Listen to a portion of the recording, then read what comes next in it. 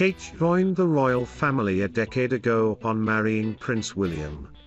Over the past 10 years, she built a portfolio of charities and patronages and has set the basis for her legacy-making Royal Foundation Centre for Early Childhood, launched in May. Moreover, she has become an increasingly important player for the firm, which between 2019 and 2020 lost 3 working royals.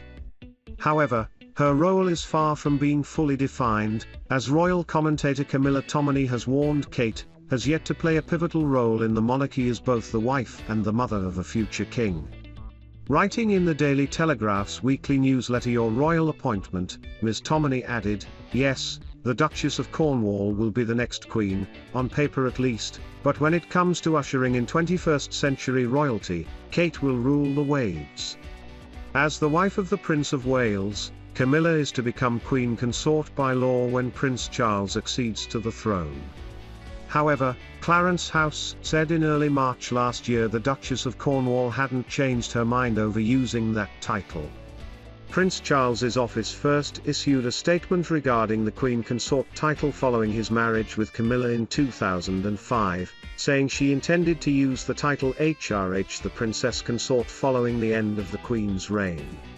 In March 2020, the office told the Daily Star, the intention is for the Duchess to be known as Princess Consort when the Prince accedes to the throne. On the other hand, it is unlikely Kate will not take on the title of Queen Consort when the time for Prince William to become king comes. The Cambridges are also expected to become Prince and Princess of Wales, albeit these titles are not inherited but assigned by the monarch, which means the decision will be in the hand of King Charles.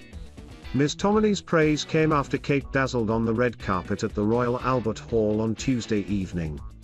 The Duchess joined her husband, Charles and Camilla for the world premiere of the latest James Bond film, No Time to Die. The 4 royals met members of the film's cast and production before the screening. Among them, there was Daniel Craig, who following the 25th Bond film is leaving the role. Shaking hands with the Duchess, the actor couldn't help but compliment her. He said, "You look jolly lovely." Kate donned a custom sparkling gold sequined Jenny Packham cape gown, paired with gold earrings by Onitar, which she had previously worn during her 2019 tour of Pakistan. The dress appeared to be a nod to the outfit donned by Princess Diana in 1985, when she attended the premiere of the Bond film A View to a Kill. The late royal wore for the special screening in Leicester Square a shimmering Bruce Oldfield gown with a deep V neckline, architectural shoulders and a flowing train. On her first glitzy royal outing in several months, Kate also styled her hair in a sophisticated updo. Camilla also added sparkles to the night as she opted for a pale blue corseted chiffon dress with silver embroidery by Bruce Oldfield. On the other hand, Charles and William chose to wear black tuxedos.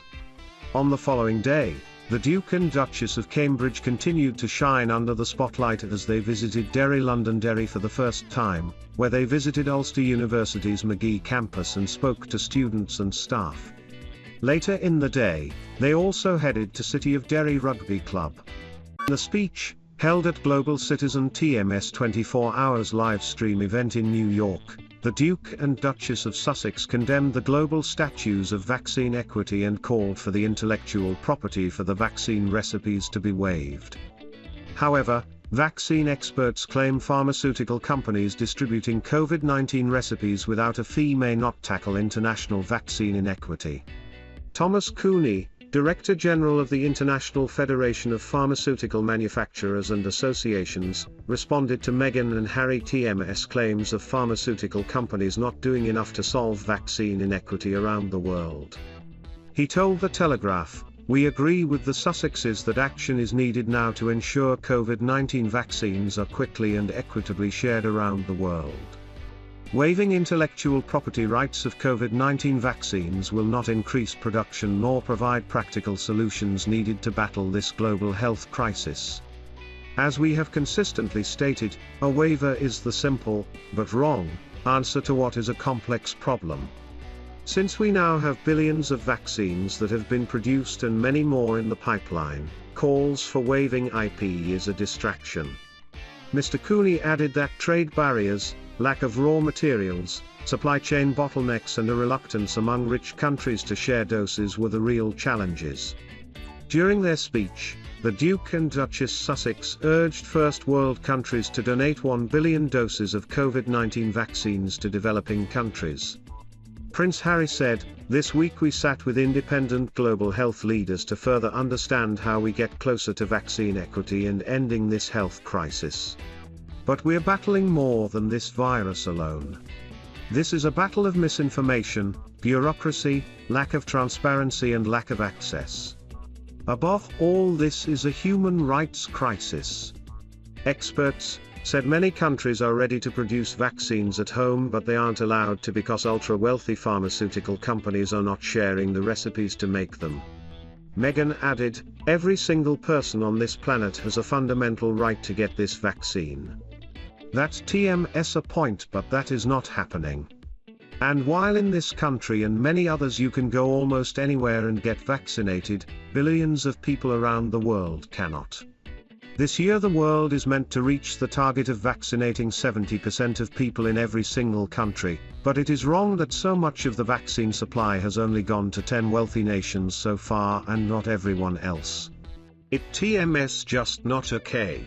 Meghan continued, "And when we view this as a humanitarian crisis, which it is, control over a vaccine that can help save lives should not be solely in the hands of the fortunate few."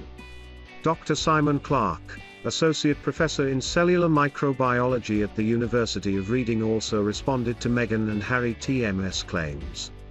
He told The Telegraph, "People often assume that there is a single patent behind each vaccine. There is not. There are multiple patents and they would all have to be opened. With the RNA vaccines in particular, I don't believe that there are many places in the developing world that could manufacture them at scale."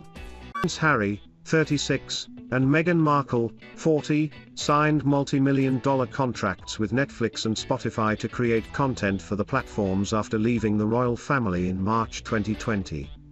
Royal commentator Omid Scobie has claimed after months of leave for the royal couple, they are getting ready for a busy period.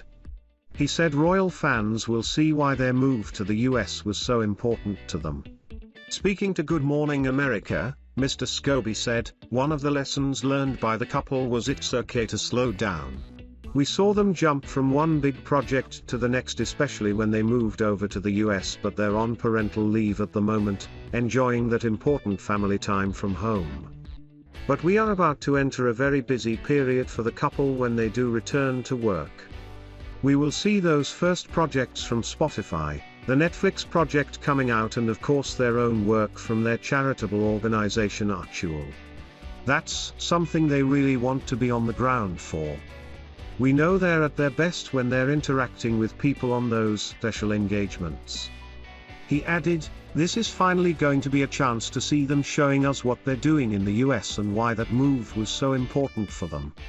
It comes as Harry flew to Aspen, Colorado to compete in a Centibale polo match on Thursday after donating $1.5 million, $1.1 million, from the proceeds of his upcoming memoirs to the charity he co-founded. The royal family is braced for the publication of Harry's memoirs next year, which he has written not as the prince I was born but as the man I have become.